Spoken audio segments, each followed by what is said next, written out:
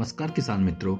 जैसे कि अब मौसम में बदलाव होना शुरू हो चुका है, वातावरण में नमी और गर्मी बढ़ रही है, जिसके चलते फसलों की पैदावार तेजी से हो रही है। रबी की फसलें अपनी अगली स्टेज में पहुंच चुकी हैं, खासकर गेहूं में अभी बालियां निकलनी शुरू हो चुकी हैं। वर्तमान में हो रही इस मौसमी उतार चढ़ाव के कारण फसलों पर फफूंद जनित रोगों का खतरा मंडरा रहा है। गेहूं में यह रोग येलो रस्ट यानी पीलिए के नाम से जाना जाता है तथा जायद में लगने वाली सब्जियों एवं दलहनी फसलों में इसे पाउडरी मिल्ड्यू और डाउनी मिल्ड्यू के नाम से जाना जाता है।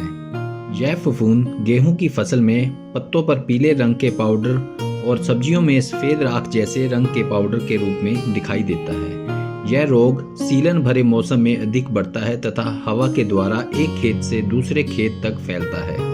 इस रोग से प्रभावित फसलों की पैदावार रुक जाती है, जिससे उत्पादन में 40 से 50% तक की गिरावट देखी गई है। फसल की गुणवत्ता भी इससे प्रभावित होती है। रोग को प्रारंभिक अवस्था में खेतों की निगरानी के द्वारा पहचाना जाता है तथा घर में ही उपलब्ध साधनों के द्वारा नियंत्रित किया जा सकता है।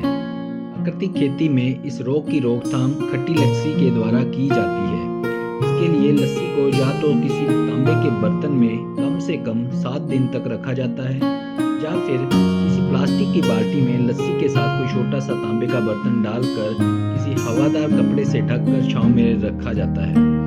5-6 दिन में लस्सी तांबे से प्रक्रिया करके नीले रंग की हो जाएगी। इस लस्सी को 500 मिलीलीटर से लेकर 2 लीटर प्रति पंप की दर से प्रभावित फसल पर छिड़काव करना चाहिए। यहाँ पर ध्यान देने वाली बात है कि इस रोग का नियंत्रण हमेशा प्रारंभिक अवस्था में ही कर लेना चाहिए। ऐसी और भी रोचक जानकारियों से भरे वीडियो देखने के लिए हमसे जुड़े रहें। धन्यवाद।